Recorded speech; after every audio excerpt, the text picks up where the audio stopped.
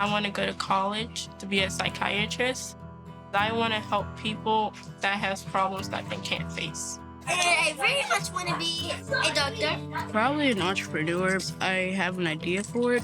I do want to be an engineer. I want to be able to build drones and help people out.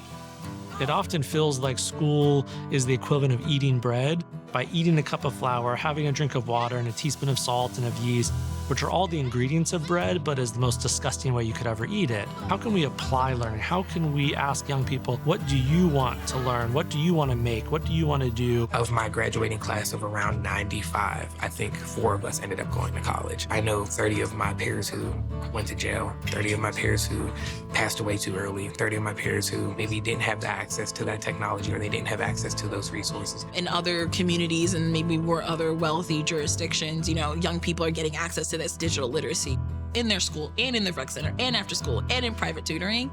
What we're doing here is just trying to level the playing field.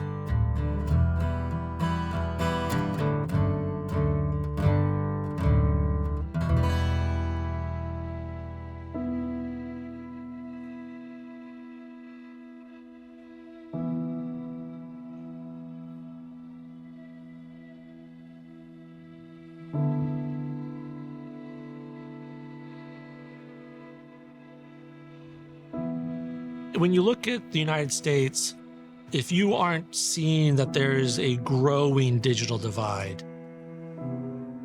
it's because you're on the side of the divide that is connected, that you have the opportunities, you have the access.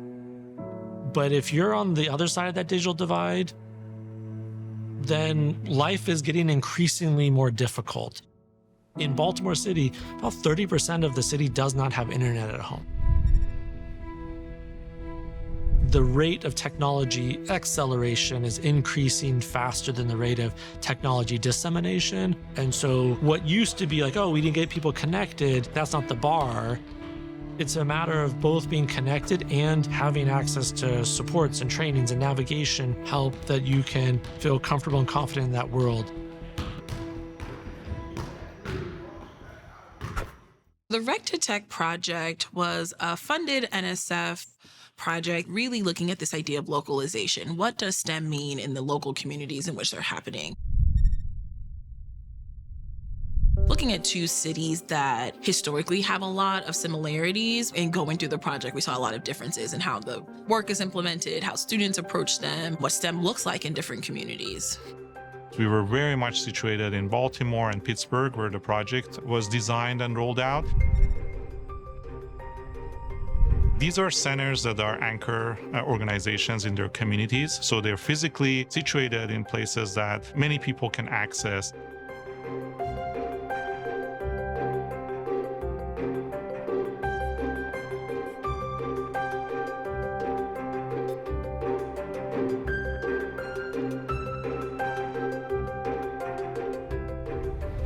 If you look at the history of Baltimore, Baltimore used to have 130 rec centers spread throughout the city, and they really were part of the industrial era economy. Factories needed physically fit people to work in them, and also second shift workers needed extended daycare options for their kids. And so rec centers were really integral into that whole ecosystem.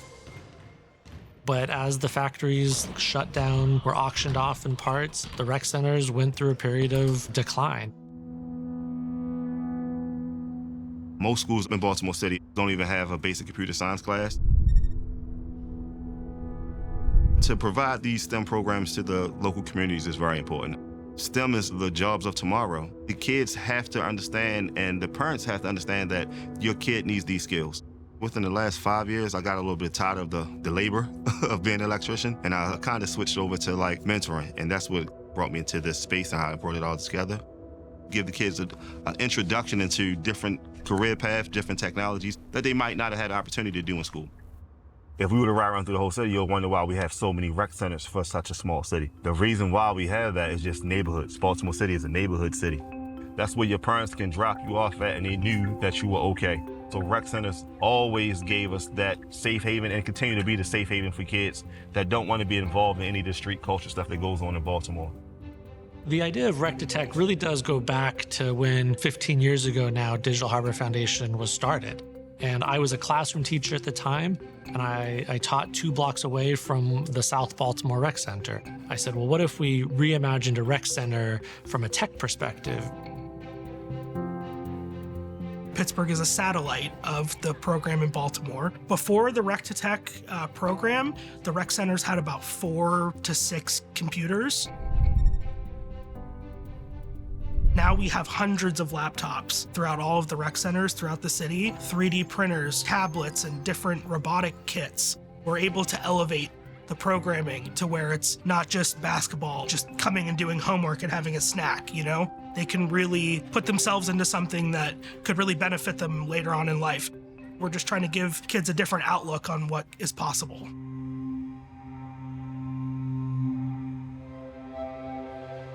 My name is Mariah Wright. I'm 17 years old. I've been coming here since I was like 8 or 9 years old.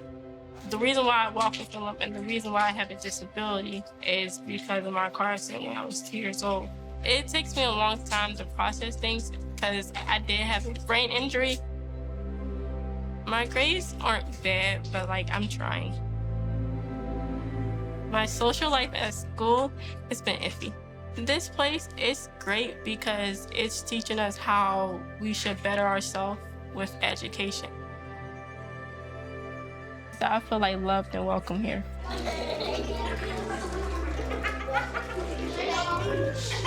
Rec-a-Tech, that is a big opportunity that we have. I actually liked and enjoyed it. Most kids, like, they don't have nothing. I want these kids to have something to enjoy. What's up, y'all? Hi, 6, 7. It's band, isn't it? My name is Lark Eaglin. I am the STEM programmer for the Baltimore City Recs and Parks Department. First, can we do 3D pins? Can I have some help, please? It's heavy. Thank you, Jeremiah. Can I have some help, please? One summer, I was offered a photography gig. Halfway through the photography gig, someone quit teaching and they needed someone to fill in the space. I loved it. Immediately loved working with the kids, and it just stuck. And I have not been able to stop teaching since. This is really pretty, Layla. Do you want to put more colors or do you want to keep doing pink? I do a lot of research around gamification and interactive play for children. I just got it. So that the sciencey, mathy, engineering topics are easy to understand, fun, and engaging to help with that short attention span we've all got right now. So this is the STEM projects. Grab a bag. Everything you need to complete the project is in the bag. Take your time, have some fun. That is the vision, right? And then mostly talking to the kids. What are you interested in? And then it's my job to figure out why, trace it back to the STEM topic, and then create a program around that. We have our circuitry department. We've got motors and gears and batteries of all shapes and sizes, and literally anything you could think of to make a thing. When I first started working in this space, I would get 1 kid for the week. Then all of a sudden, I had 4 kids. And then now, on any given day, I'll have 12 kids in here, 14 kids in here. I like making 3D pins. I love 3D pins. Like, I'm making a 3D house. It's real cool. You gotta make sure that this turn green. You have to put this in, put some funnel in, but you gotta be careful because this is very hot. I'm wearing this for protection so I don't burn myself. See? You can still burn yourself. If you put this on here, You can still burn yourself. that won't burn. But if you put it on your skin, it will burn. Reaches over 240 degrees Fahrenheit. Yes. I got that smart brain in my head, bro. I say all the time, like, my STEM role has turned more into like community auntie role. Just trying to figure out what is going on in their minds. The teacher at my school, she's got tickets for day 1 and 10. She was like, Where is that happening? In DC again? over here. In Baltimore? Yeah. No way! Yeah. I have just as much fun in this space as I feel like they do. Trying new things, putting together new trinkets, learning about new machinery, building a relationship with the students, and creating a safe space for them. I usually like to come back here and do 3D printing. Not only did I start to get more interested in science, but also started to learn more about science and how technology and stuff works. We are living in a STEM world. It is my goal to give them the skill of learning, not the skill of 3D printing, not the skill of laser cutting or the skill of designing a t-shirt, but the skill to learn a new thing. Get home safe. Have your mom text me when you get home, please. The kids will be here until I leave the room. Sometimes they'll be in here till 8:30. We will be walking out of the door together.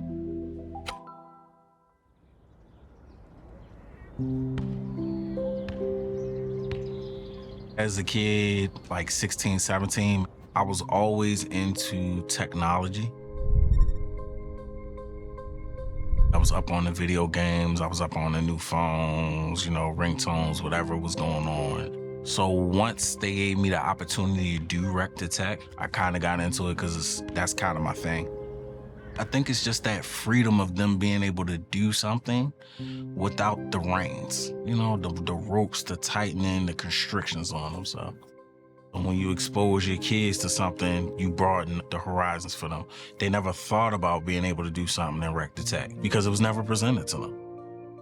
I take a different look at our kids. Some of the ones I've come across, they have a different type of life. Like they got to take care of mom, they got to take care of brother, they got to do it on their own. They were forced to be adults well before as I was. I was in a dire situation with my mom. My mom had stage 3 cancer while I was going to college. So at 17, 18, I'm taking care of her. Sometimes you're forced to take on responsibilities that, you have no choice about. This is how they get away. If I focus on this, I won't have to worry about what I'm gonna eat tomorrow. I'm not gonna have to worry about how I'm gonna get to school. I'm not gonna have to worry about, dang, I gotta get my little brother or my sister's clothes together. All I have to do is focus on what I wanna do right now. In this moment, in this time, it's just about me. My background is mostly education. I started in PPS, Pittsburgh Public Schools, teaching. I always worked with kids though, so I was always kind of working, mentoring with kids. I kind of got into technology later on in life, kind of seeing the trajectory of where things were going. Students aren't much different than the adults. We all want to see success. Sometimes when you can get a quick win or early win, it just engages your interest, makes you want to do it more. Whether you're developing an app, whether you are a programmer, whether you have an idea, the opportunity for a better life, I believe, is in STEM and in tech spaces. If I'm a kid from one of the neighborhoods that may be low income or one of the rougher neighborhoods, I'm not just gonna walk onto Carnegie Mellon University campus and say, hey, I wanna be a computer programmer, even if I know that's the top 5 school in the country. And my personal story is that I got to see both sides, middle class, upper middle class, and the lower classes of living and seeing the environment is 2 different worlds. Being able to see programmers, lawyers, it wasn't frequent. So I understand now as an adult how important it is to be able to mingle and talk with people in those spaces who could provide an opportunity for an internship at a law firm, a construction company, a financial company. If you get a job for $120K as a computer programmer, you're less likely to go out and commit a crime. You're less likely to go out and do something foolish. So we're talking about the wealth gap. We're talking about so many different things. That's really what Rec to Tech is about. If the rec center is the space where the university and the kid meets, that's all the better towards what we're trying to get done.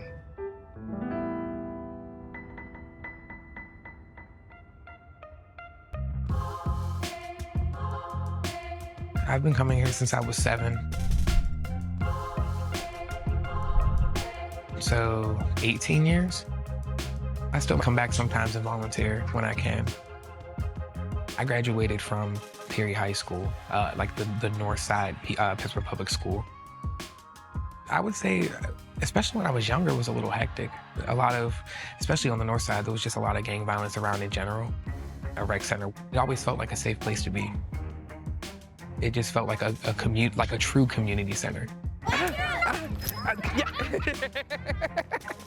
Overall, I still haven't seen a rec center with a community like this. I graduated from Pitt last year with my master's in the arts of teaching. I'm a 6th, 7th, and 8th grade English teacher. I'm also getting my doctorate at Duquesne in educational leadership. So do you like school there? Do you like sci tech? That's what's up. I remember when this rec These walls around here were like full of like those super slow monitored computers that like barely worked. I'll say like Rec Detect does is like something I could have only dreamed of as a kid. Rec Detect is like that missing piece to really get students involved. And so I feel like it's way more important than people think.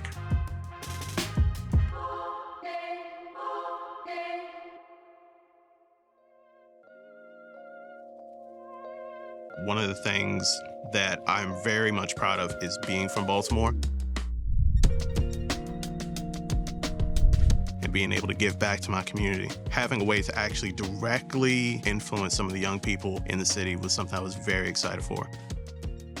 Having come from a family of educators and my family being very focused on, hey, people have sacrificed for you to have these privileges that some of the kids you grow up with will not have. You need to find some way when you become successful to give back in some way. Access to money is the biggest hurdle for getting people educated in how to actually use the technology that they have in their hands every day. These old laptops that are sitting in your closet, for example, donate it. Somebody will appreciate it. Somebody will be beyond thankful for it. That will be the starting point for them getting ahead, learning more about the technology that they interact with every day. I moved from The Hague, the Netherlands, which is wildly different from Baltimore. I originally started here at Digital Harbor Foundation. I was a volunteer. Shortly after that, I moved into a position with Baltimore City Recreation and Parks, helping them expand the program into various rec centers throughout the city. I think at this point, it's a basic human right to have access to internet. A lot of us who sort of take it for granted don't realize the impact when you're in sort of a dark zone without it, whether it be connecting with old friends or just gaining information. I mean, there are so many great resources online that you're missing out on. My collaboration with the Digital Harbor Foundation was to make sure that it does inform research in human-centered computing. From previous research, we know that making and hands-on activities can provide personally meaningful experiences for learners, especially youth and young learners.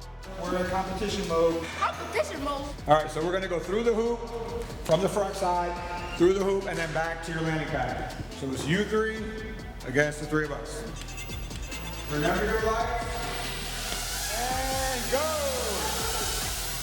So the first time I flew a drone, I was pressing random buttons, and it flew all the way up to the sky, and I was crying because I didn't know how to work it. It was very hard. When I come here, I'd be excited to fly the drone because like the big room is pretty big, so you can go kind of high. I don't like to brag because I'm not cocky like him. Nice and slow, nice and slow. And I just like winning, and I'm very competitive. We have to keep track of our battery power. I'm cooked. I'm so cooked. Let's go! Without mentorship and community, these technologies are not going to solve problems by themselves. And our idea was that, well, maybe we can investigate how can these programs be better rolled out in society and in diverse social contexts. So it's not only one area or one school that has access to these programs, but there's a range of different places that have access. We do STEM here. The 3D printer that we have actually helps me make my own designs when I'm like doing science projects or something like that. And when the STEM guy comes in and he gives us coding, I already know what to do right away. So I just get to my project. My role with the project was really about what does implementation look like? How do we get the ball rolling? What does it look like to really take some of these research questions and start to actually put the work in place and start implementing? I got to really figure out, okay, how do I make this relevant for my students? How do I really make sure that we're not just talking about STEM out of context, but we're putting it in the context of their world? And we're talking about 8, 9, 10, 11, 12-year-olds. I would say what was most exciting was kind of going through that process and really starting to see the curriculum diverge. When a person has that first time of, I put this code together, I unplug my microbit, I do the thing that my code says, and now my microbit is flashing up the way it's supposed to. That gets everyone else wanting to be involved as well. And by the end, they are actively showing off what they can do. I would say those specific students or what I'm proudest of. I like that. What's this? I pretend that was the hoop. Okay. 2 basketballs coming. Okay. Oh, awesome.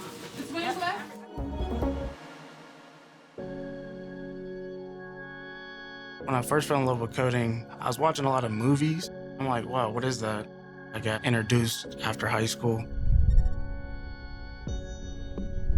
to All-Star Code, and I'm like, okay, I can do this and I like it. It was hard at the beginning, but when I kept doing it over and over, it became easier. So when we first started working with the kids, they didn't know us. Trying to reach them by just making them feel comfortable, like, hey, we're just guys that know how to do this. You can do it too. You look like me, I look like you. I was the type of kid to go in the computer and take it apart, then get in trouble. One thing I do know, kids love iPads. We would have preset code things on there. Once they get it working, they find more interest into it, keep asking more questions, keep wanting to know more. Their brains are like sponges, so they always want to keep learning new and more stuff. You definitely need like a mentor, someone to guide you through this. And you be like, I want to be where you're at one day, or can you help me to get on a better straight path than where I am? When you come to a place like this, you see different things, you learn different things. Rec to Tech is like a hidden gem. When we had Rec to Tech, we usually made 3D print stuff. He talked to us first and taught us how to use it before we actually printed something out. I made a Hello Kitty because I felt like Hello Kitty was my pretty much favorite thing. It's crazy seeing her run around in the place that I used to run around. My stomping grounds, her stomping grounds now. And it's hard to really expose them to things like technology and stuff like that, other than tablets and laptops. Like, they're actually putting their brains to work. They're actually showing them how to do things. In the past couple of years, the conversation around AI in education, you see a lot of folks that have felt very uneasy because the types of things that school often asks students to do, AI can replicate. I heard something about ChatGPT and all of that. I think it's powered by just a person at a screen and they're just typing in answers, but I don't know. I feel like technology is helpful. Just don't get addicted to it. Instead of asking young people to solve problems that computers can increasingly solve, there's things that AI is nowhere close to being able to do. And I feel like that's where we need to really invest and build up the capacity of young people to be creative problem solvers. We have an opportunity to kind of slow down and listen and pay attention to the work that is happening in these spaces and learn from them. Just continuing to build a movement and to be part of a movement. We are connected to spaces and people throughout the country that have a shared vision of applied learning. And we want to continue to expand that. We feel like now it's needed more than ever. How can we prepare community educators to deliver and design these type of programs in collaboration with youth so that youth voices can also be represented? Our world is changing really quickly. It's being shaped by AI, new technologies, climate change. Initiatives like Rec to Tech really give that I can empowerment for our young people. The Rec to Tech initiative started with one community center, and Andrew had a vision for youth and technology. We certainly have seen this ever-evolving tech landscape, but what persists in that is that learning how to learn. It's both the challenge and the opportunity. Things that we're teaching the young people is important for them now because they have the ability to change, honestly, the entire trajectory of their families. There is something intrinsic with people when you tell them that they can build something with your hands and see the result in real practice. That leads to long-term internalization. For the next generation of thinkers and dreamers, we cannot wait to see where all of this work continues to go as it does transition into this next chapter. It's difficult right now. There's not a ton of funding. I hope that that's changing, and I hope that people will recognize the importance of doing this sort of research, showing how maybe more informal education like this is just as impactful as maybe what we do in the public schools, which is very test-driven and doesn't play to everybody's strengths. I help oversee everything we do with the after-school program. and the Rec to Tech piece that we collab with the City Parks and Rec. When some underserved communities get those opportunities, people then find out that, hey, they have diamonds in the rough also. I go to different after-school programs as well, delivering more of a coding curriculum. I get to be a little more broad here with different STEM subjects and not just coding. Mr. Anthony. Mr. Anthony. Up here. Can somebody give me the pig? Let me use this. You got the pig with you. The other pig. She about to use it. With a lot of scare around tech, I think being exposed to it pretty early will help you really be able to form a better connection with it. There's hope out there for the future generation. Let me help you. Even with the issues with literacy and the short attention span and the screen time and all of these things that we as adults are afraid for them, they're brilliant. How old are you? 7 years old, and I am the best. Today about my day, it was so fun because like me and my friends, we having fun because like it was really so fun. I was having a great time. Every time we fly drones, we learn about new stuff, and like we basically have fun and race each other and have challenges. It's our job as the adults to slow down and give them what they need in the way for them to get it. STEM could get really hard, but don't give up because it's gonna be fun in the end. Now science has become one of my favorite classes. It's been a miracle for me to learn different things. My goal is to get all A's or at least all B's, and I can't have bad grades because if I have bad grades, then I'm not going to college. I've been doing good at school. I've been locking in because I know what I can do. I just know who I am. I feel like everybody should believe in themselves because if you can't believe in yourself, the work is not going to get done. If we don't invest in our young people today, the problems we need them to solve tomorrow, we may not solve them. I hope that the children maintain their curiosity as they get older. I hope that they remember that there is no stop to your capacity for learning. There needs to be more investment into our children. They're the future. Without support and funding at the levels that we were awarded from the National Science Foundation, rolling out this type of project would be very difficult, if not impossible. And I hope that similar projects can be prioritized and funded in the future so that we can collectively increase learning in our affected communities. It's a good moment in time to celebrate the work that has happened and then envision where it can go from here. This is the start of a new chapter, so now is the perfect time to be involved in mapping out a vision of the future.